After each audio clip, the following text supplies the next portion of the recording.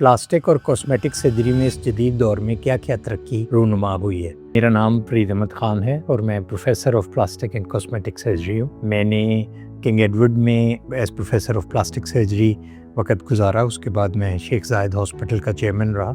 इस दौर में प्लास्टिक सर्जरी को देखें तो जितनी तरक्की प्लास्टिक सर्जरी या कॉस्मेटिक सर्जरी के मैदान में हुई है वो शायद और किसी मैदान में नहीं हुई। अगर हम शुरू करें फेस से तो आप देखिए कि पहले हम सिर्फ फेस की सर्जरी, स्किन की सर्जरी होती थी, लेकिन अब हम डीप प्लेन फेस लिफ्ट और पोनी टेल फेस लिफ्ट और इस तरह के फेस लिफ्ट करते हैं जिससे आपका फेस मुख्तलिफ वेक्टर्स में खिंच जाता है और ये लाइफ लॉन्ग होता है। इसके अलावा आजकल जो एक बहुत जिद्दत वाली चीज़ प्लास्टिक सर्जरी में आई है उसको कहते हैं फ़ैट ग्राफ्टिंग। फ़ैट ग्राफ्टिंग का मतलब ये है कि आपकी अपनी फ़ैट ली जाए और उसको एक ख़ास तरह से प्रोसेस किया जाए और आपके अपनी फ़ैट के अंदर अब ये सबसे रिच सोर्स है स्टेम सेल्स का।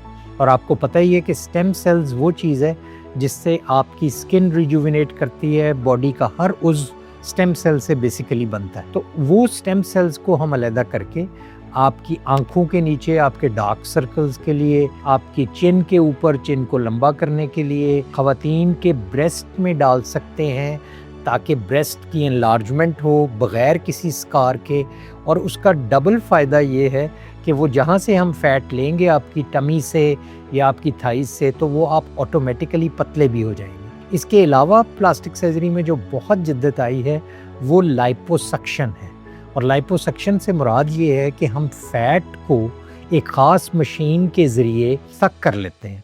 और वो सक करने का तरीका ये होता है कि उसमें हमारे पास जो जदीद मशीन है, हमारे पास वेज़र लाइपोसक्शन है। जिस तरह आपने सुना होगा कि आजकल हम नोज़ जॉब जो है वो अल्ट्रासोनिक तरीके से करते हैं, उसी तरह लाइपोसक्शन भी अब अल्ट्रासोनिक तरीके से होती है जिसमें आपकी स्वेलिंग भी बहुत कम होती है और जो आपकी स्किन है वो भी कंट्रैक्ट कर जाती है। आजकल एक और प्रोसीजर जो ख़वातीन में हमारे मुल्क में बहुत आम है वो ये है कि 3-4 बच्चों के बाद आपका पेट जो है वो लटक जाता है।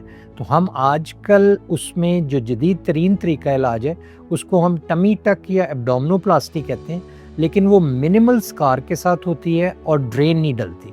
और सबसे बड़ी बात यह है कि इनमें से तकरीबन सारे प्रोसीजर ही सुन करके हो जाते हैं और आपको बिल्कुल कोई तकलीफ़ नहीं होती। और ये सारे डे केस प्रोसीजर हैं, मतलब आप सुबह आएंगे और शाम को आप घर भी चले जाएंगे।